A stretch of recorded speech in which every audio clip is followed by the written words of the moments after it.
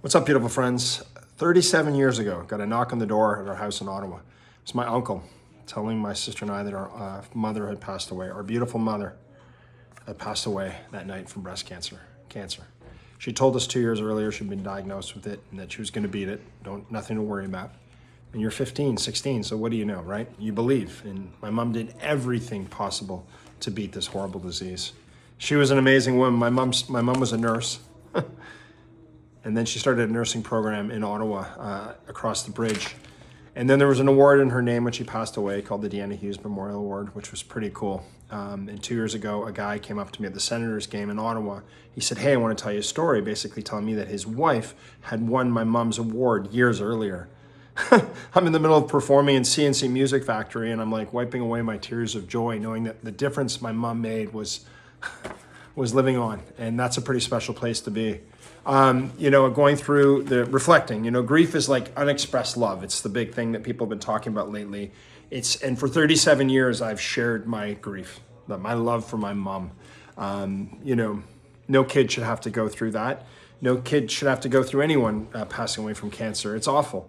But I wanted my mom's story to be my fuel, my inspiration, her heart, her spirit, her message. As much as I've enjoyed going through all the notes we used to share, and me asking her for more money or lunch or forgiveness and some beautiful things that we shared. My mom never wrote her message down on a piece of paper. She lived it. You know what I mean? She just lived it. And yeah, I was a mama's boy, that's for sure, wearing a Montreal Canadiens jersey. And years ago, I started a charity in her honor, but really to make sure we don't lose anyone else to breast cancer, called For the Love of Breasts.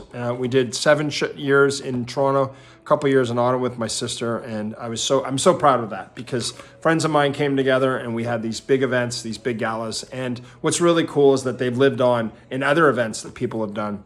So yeah, today, 37 years later, I'm celebrating, I'm crying, I'm thinking, I'm laughing, and I'm smiling at the message, the love, and the heart that my mother gave me. I always say, if you've met me, you've met my mom.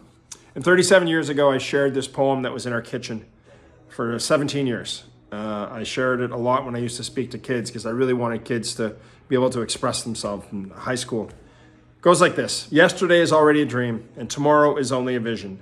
But today, well lived, makes every yesterday a dream of happiness, and every tomorrow a vision of hope.